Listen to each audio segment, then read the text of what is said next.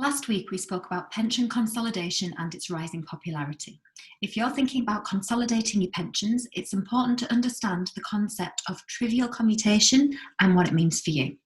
In a nutshell, if you've got pensions which are worth less than certain thresholds, you might be able to access them more simply and flexibly than you could if they were bigger. This branches off into 6 directions in total, but let's look at the most 2 common situations: trivial commutation and small lump sums, often called small pots. And let's look at each in turn. Firstly, trivial commutation. So these days, this is referring to defined benefit pension schemes. And these are the schemes which were typically final salary, or perhaps in more recent years, career average salary. Essentially, the types of pensions where you promised a certain level of income in retirement, which is increased in increments for each year of pensionable service that you accrue. You know the framework for working out how much you'll get in retirement. In other words, your benefit is defined. So if you've got one of these pensions, the trivial commutation rules may apply to you.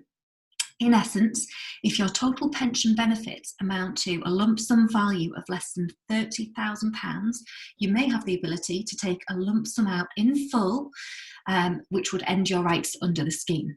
To work out whether your defined benefit's equivalent lump sum value is less than £30,000, you multiply the annual income that you would receive at retirement by usually a factor of 20, and you add on any extra lump sum entitlement that you might have accrued in addition, and that's your value.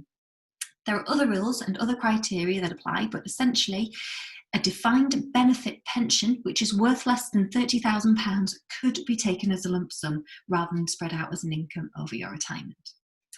Next, we have defined contribution or money purchase. Now, these are pensions where you accrue a pot of money which is usually invested, and your pension income will depend on how big the pension pot is when you retire. So it's your contributions plus any investment growth which will determine the size of your pension pot. If you have a defined contribution pension, which is worth less than £10,000 at retirement, which is currently age 55, but is looking likely to increase to age 57 in 2028, you might be able to access them as small pots. So this means you could cash in the entire fund in one go, which will cease your ongoing arrangement with the provider. And you can do this with up to 3 pension pots.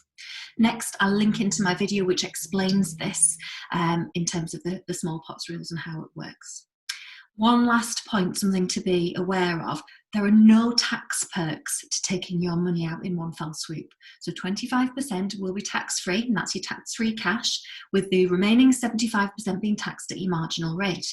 So the perk, if we look at it that way, is the ability to convert smaller pensions, which may arguably provide very little long-term income benefits to you over retirement, into lump sums to use as you see fit. So in the context of pension consolidation, it's important to note that when pensions are consolidated, you might be ruling out the possibility of accessing these pension benefits under the rules of triviality and small lump sum.